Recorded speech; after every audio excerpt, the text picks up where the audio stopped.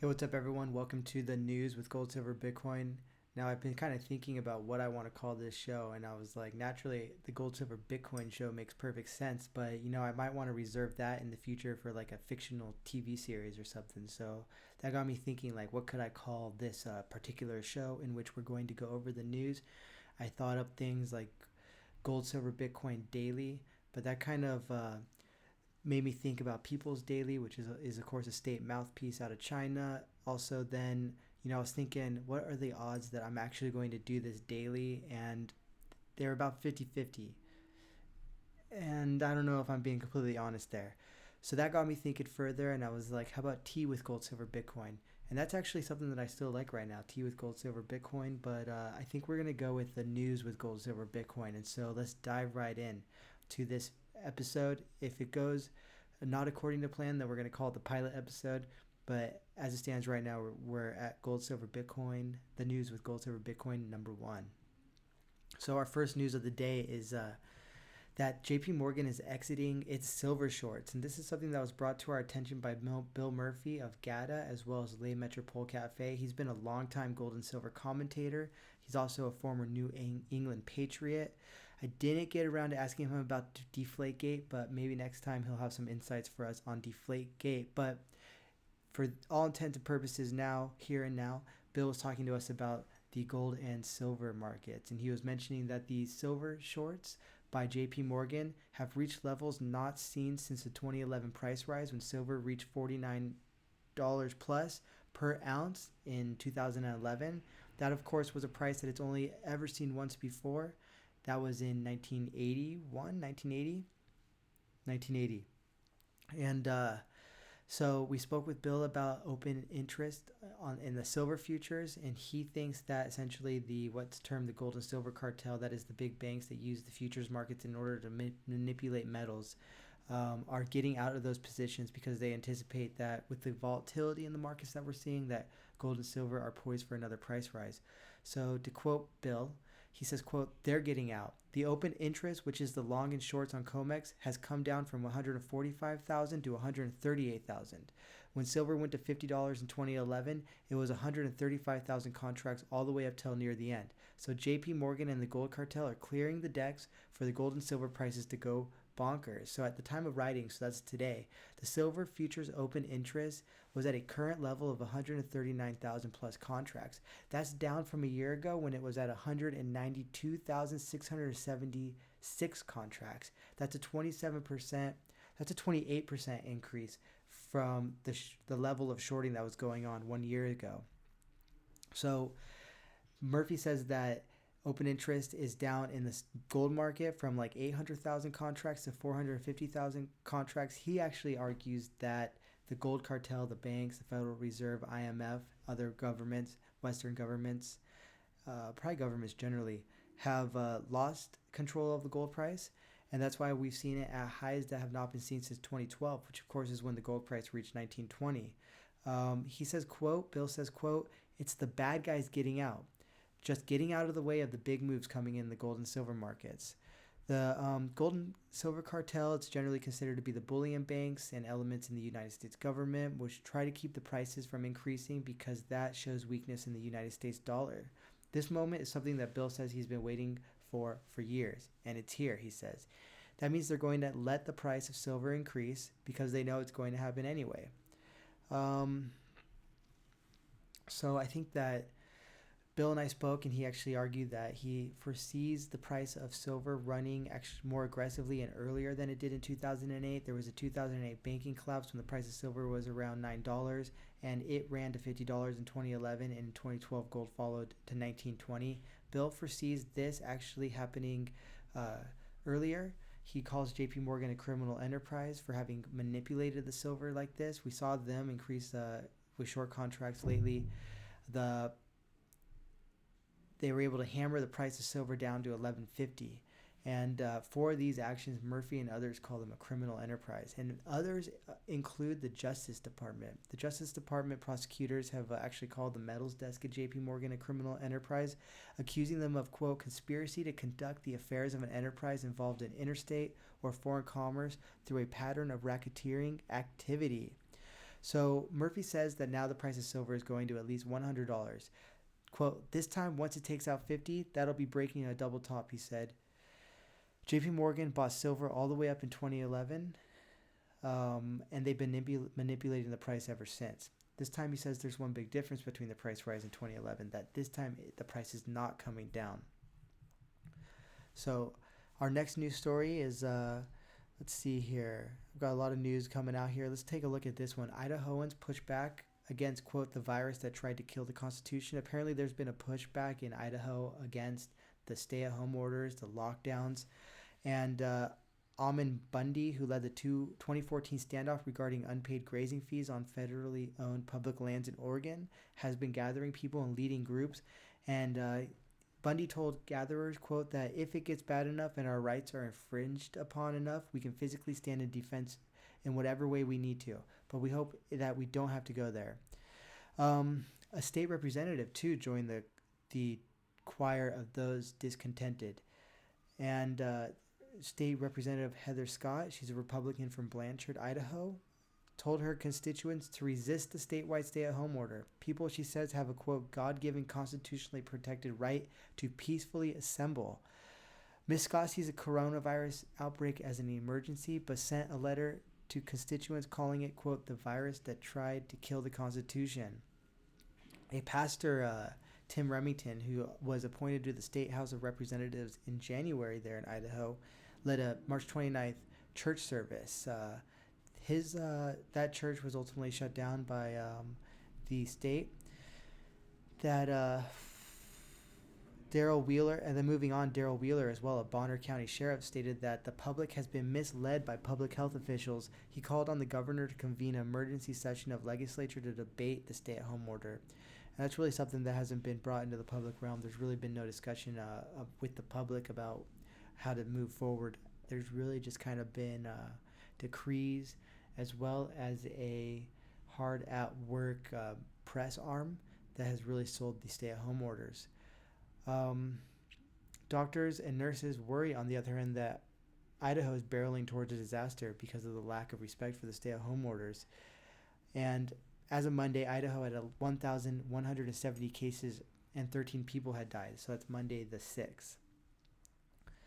So that's interesting news out of Idaho. It's really not something that you're seeing in other states at this point, although the governor of Wyoming did say yesterday, I believe it was, that he would not be issuing a stay-at-home order for the state of Wyoming.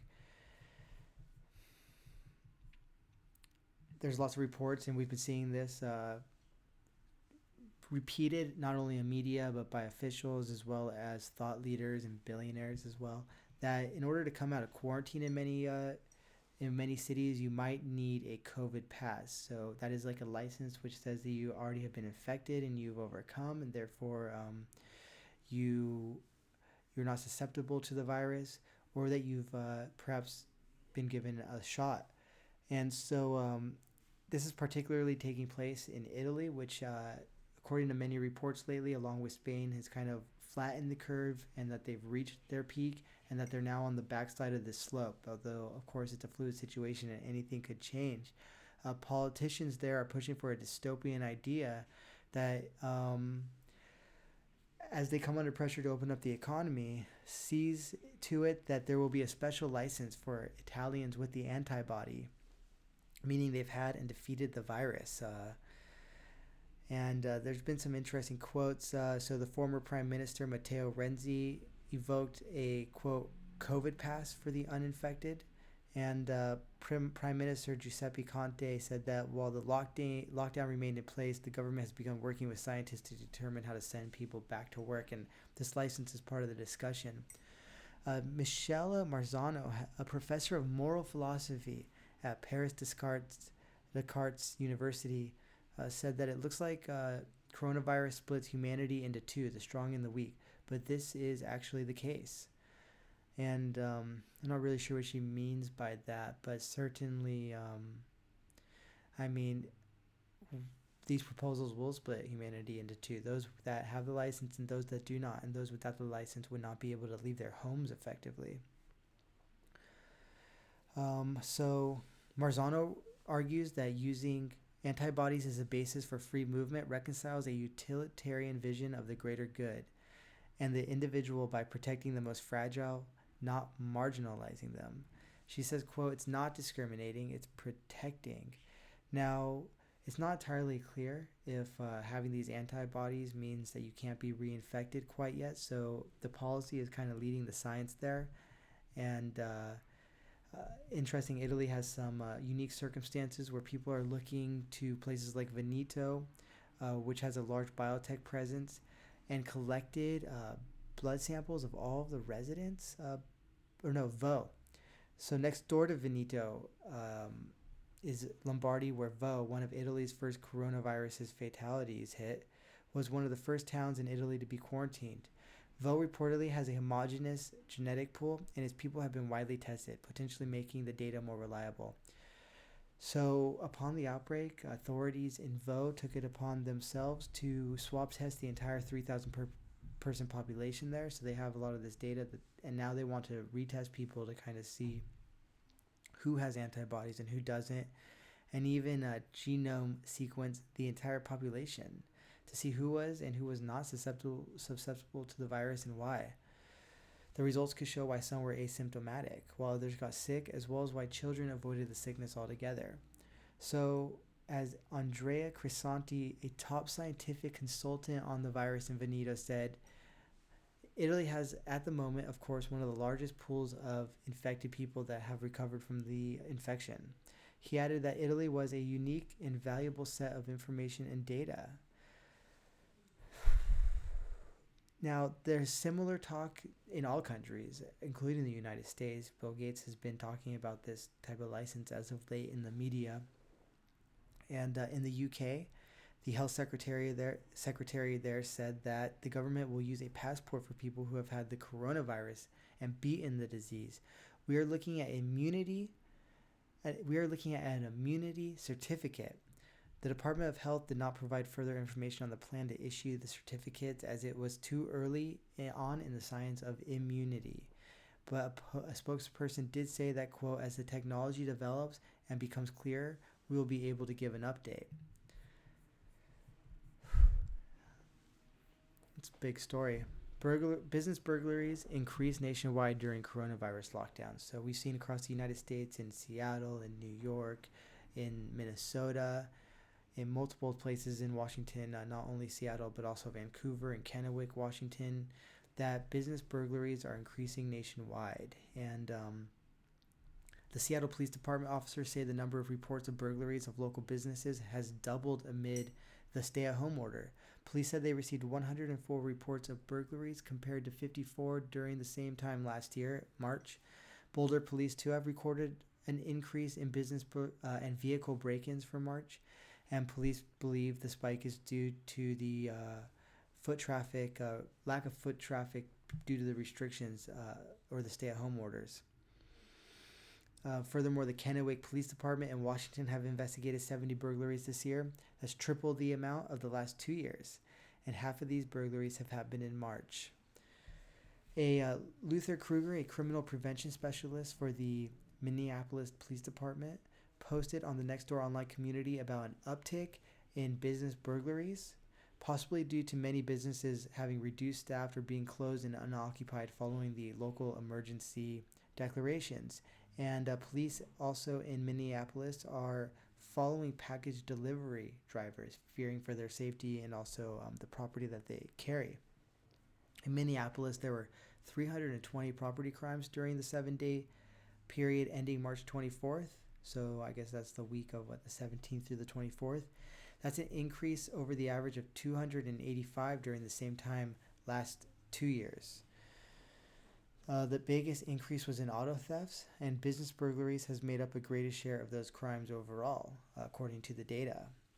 So I guess for business owners out there, those that have brick and mortars, which is a decreasing amount of people, it's important time for business owners to take extra measures to ensure that they do not become a victim of burglary.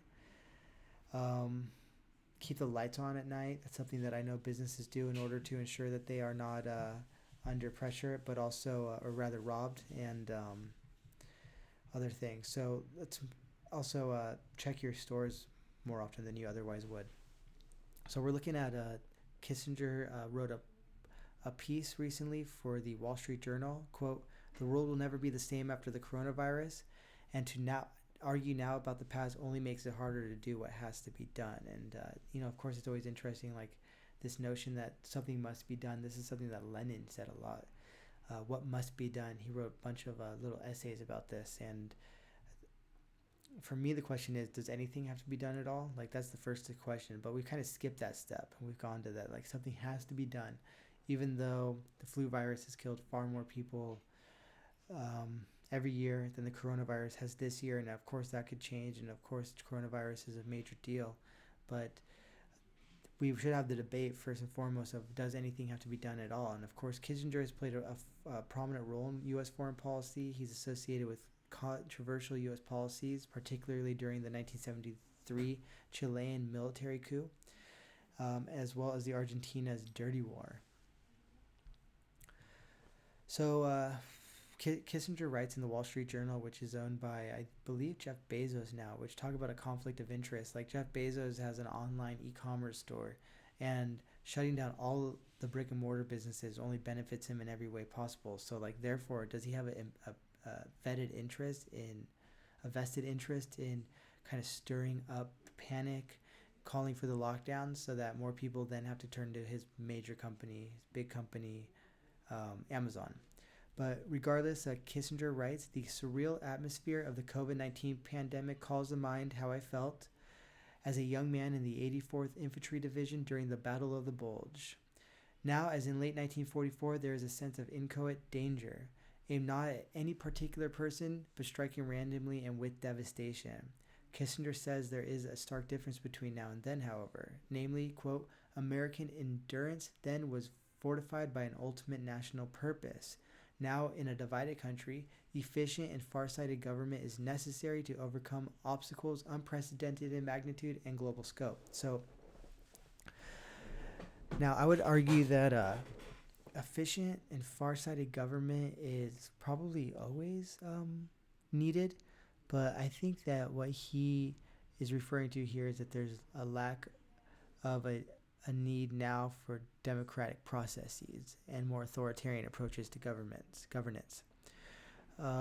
He says, quote, "Sustaining the public trust is crucial to social solidarity and to the relation of societies with each other and to international peace and stability." He continues, "When the COVID-19 pandemic is over, many countries' institutions will be perceived as having failed. Whether this judgment is objectively fair is irrelevant. The reality is the world will never be the same after the coronavirus. To argue now about the past only makes it harder to do what has to be done." So he's kind of pairing two different ideas here. First of all, people are going to think that their national institutions have failed during the coronavirus pandemic, and perhaps they'll be looking at new ways to solve such a problem. He sees this as some sort of opportunity.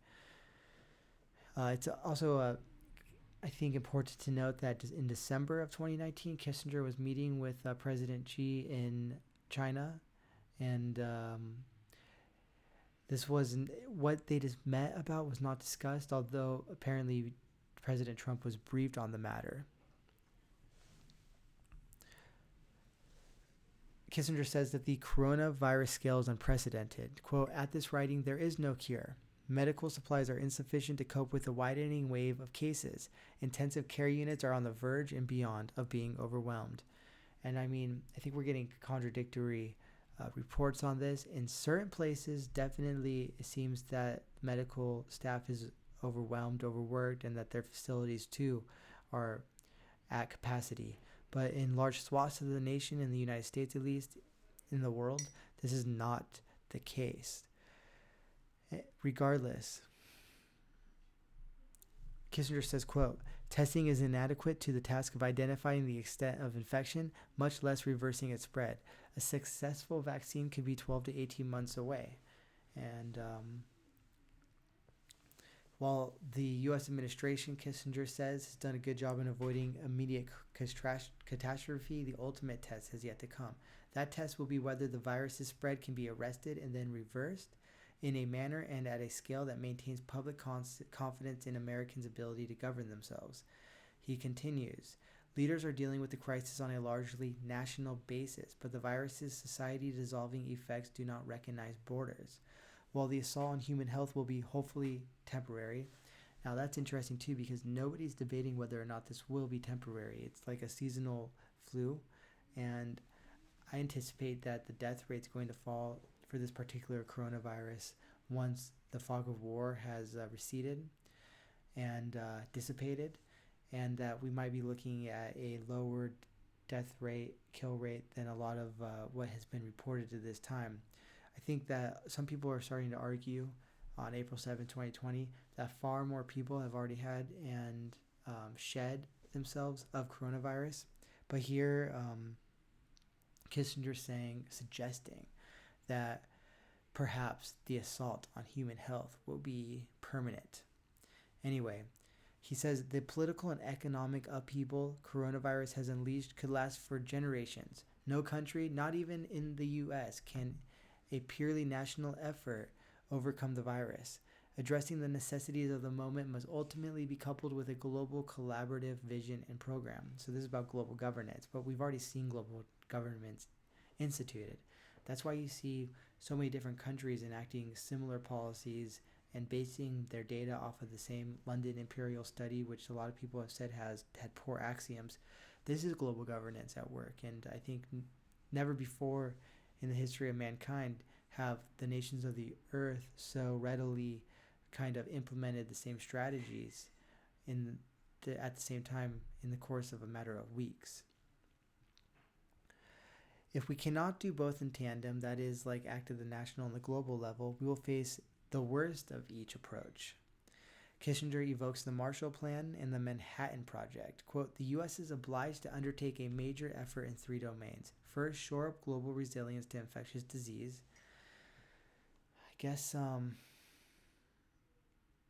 Global resilience. This is essentially stipulating that we have a duty to give medical aid to nations across the world, probably particularly through the WHO. I'm just guessing what he's trying to say here. Triumphs of medical science like the polio vaccine and the eradication of smallpox, or the emerging statistical technical marvel of medical diagnosis through artificial intelligence, have lulled us into a dangerous complacency. We need to develop new techniques and technologies for infection control and commensurate vaccines across large populations. So we need to develop new techniques for control, not infection control. This is about control of people because that's how these diseases are spread. And commensurate vaccines across large populations. So how do you get more people vaccinated? Cities, states, and regions must consistently prepare to protect their people from pandemics through stockpiling, cooperative planning, and exploration at the frontiers of science. Second, the world economy must be healed. Quote, global leaders have learned important lessons from the 2008 financial crisis. The current economic crisis is more complex. The contraction unleashed by the coronavirus is, in its speed and global scale, unlike anything ever known in history. And necessary public health measures such as social distancing and closing schools and businesses are contributing to the economic pain. Programs should also seek to ameliorate the effects of impending chaos on the world's most vulnerable populations. It's interesting because you see here in Africa, that minorities in the United States are being most affected by coronavirus. Dr. Fauci said that today. And we see in Africa and poor countries generally where there's a paucity of access, a lack of access to clean water. People are living in multi-generational households, oftentimes in slums. These people are obviously more susceptible to the virus.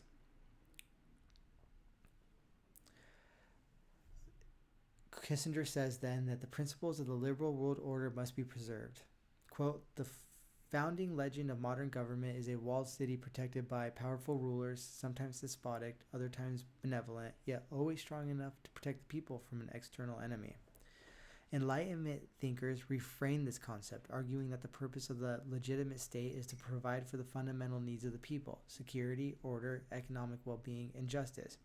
Individuals cannot secure these things on their own. The pandemic has prompted an anachronism, a revival of the walled city in an age when prosperity depends on global trade and movement of people. So we're kind of we're at a contradictory point in history. That is that the world is globalized. There needs to be global trade. Yet, because of the coronavirus pandemic, there's been a resurgence in isolationist policies. I think he says that in order to combat this, we do need, as he stated earlier, kind of these new techniques for infectious control, which I submit he's referring actually to control of people. The world's democracies need to defend and sustain their Enlightenment values, says Kissinger. Quote, a global retreat from balancing power with legitimacy will cause the social contract to disintegrate both domestically and internationally.